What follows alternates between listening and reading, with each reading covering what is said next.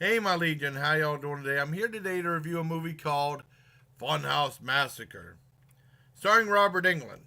And that's what it's going to say in the credits. However, I need to warn you, Robert Englund's in the movie for like the first 10, 15 minutes, and then that's it. Um, and basically, this is in a tradition of like the Funhouse movies. Because Toby Hooper did a great movie in 81 called Funhouse, I believe it was 81.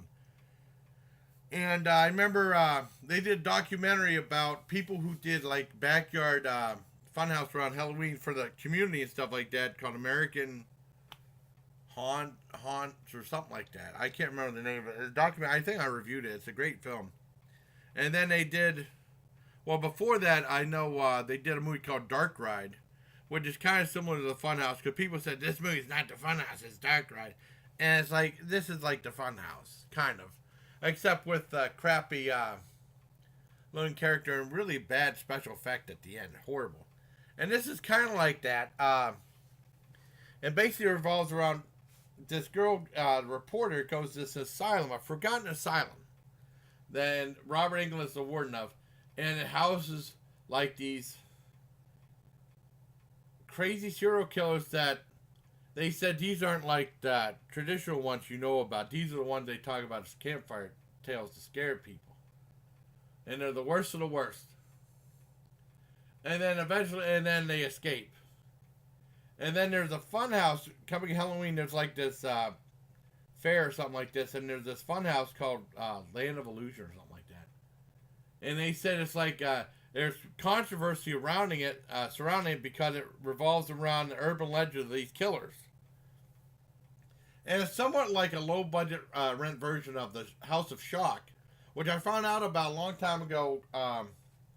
When Phil Anselmo is like has his hand in that as the House of Shock, and he was with the band Necrophagia when they came back for Holocaust de la Morte, their the death metal album, and they did a great. Jim Van Beber did a great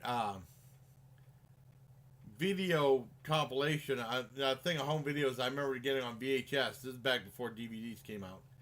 Of Through the Eyes of the Dead, and it's filmed in the House of Shock. It's really awesome video. Well, anyways, this is like a low budget House of Shock type thing, and they said there's controversy surrounding it, and of course, serial killers. Well, they show like the kids they have like some backstory with them a little bit, who get involved with this whole business, and serial killers. Go to the funhouse and they said they're going to relive their glory days because it's all like based on them, but they're doing their own take on. They're going to be killing real people and coming to the funhouse. I don't like giving away much more. Like the first 40-45 minutes had a really good build up. It was very entertaining, and then all of a sudden they drop the ball. You know, they show them killing people. All of a sudden they have like the kids, and the kids are out of the funhouse and they're at like the fair. Kind of, it looks really cheap whenever they do the fair stuff.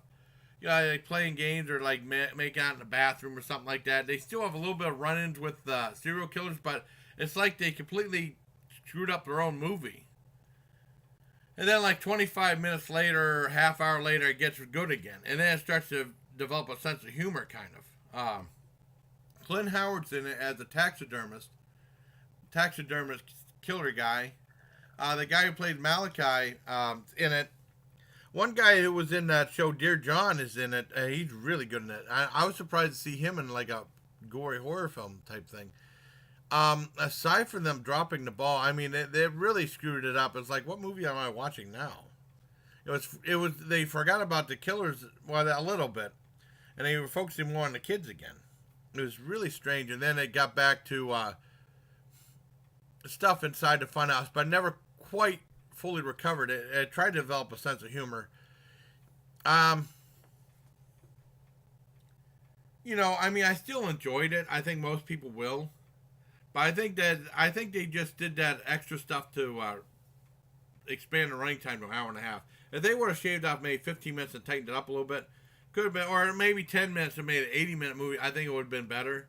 They just were. I don't know. It seemed like they dropped the ball on that, and then it got to the point where the heck are they at? You know, it was kind of disorientating.